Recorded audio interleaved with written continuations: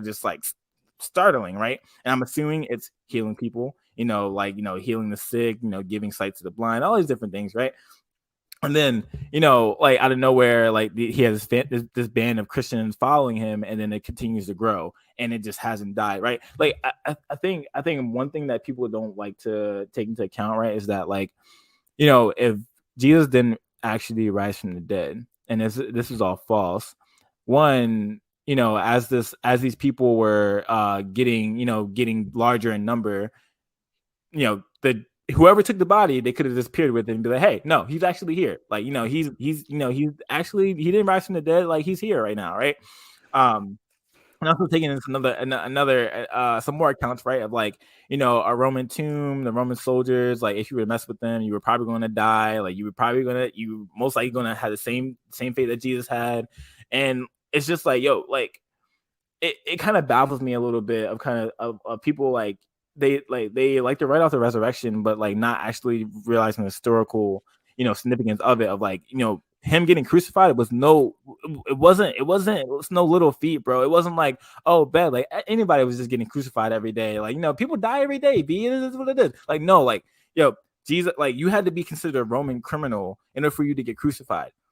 He got crucified for nothing at all. They didn't even have like an actual charge against him. The charge is that he was claiming to be God. Bro, bro, and Pontius Pilate did not want to bring bring him to the cross, bro. Like, that's a real significant event, bro. And the fact that, okay, he died, right? Okay, he was laid in the tomb, guarded by Roman soldiers. You think you actually getting past Roman soldiers, bro? Yeah, I don't know, bro. But a bunch of fishermen are not getting past Roman soldiers. Yo, facts. And, yo, one of the things that, like, I early when I began my walk with Jesus is that, like, one of the significant things that I found out, just kind of just reading context in the Gospels, like in Jewish culture, right, like that women were mostly looked down on, basically, women and children, right?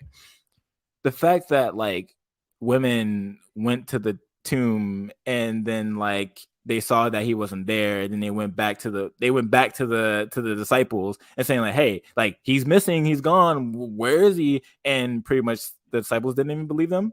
And it is just like, yo, like if I was God, right, and like I was claiming to rise somebody from the dead, especially in that culture, bro, I wouldn't use women to tell the story of the tomb being empty. Like, I would use, like, the most powerful person, the most amazing speaker that could ruin it, that could bring in the crowd and be like, hey, this Jesus rose from the dead. But the fact that God used women to tell of the resurrection, bro, I think is even more of a case to believe that this actually happened, Yeah, man. And you know what's crazy, bro, about like Pontius Pilate, bro? It's like, for years, people didn't even believe he existed because it wasn't like, they couldn't find it in history. And then one day, an archaeological site, I think in like 1920, 1940, they dug up like an entire tablet with his whole history of his life. So imagine people that wrote off the resurrection of Jesus because there was no history of Pilate. Imagine those people, and then boom, now we have official Roman documents showing the life of Pontius Pilate.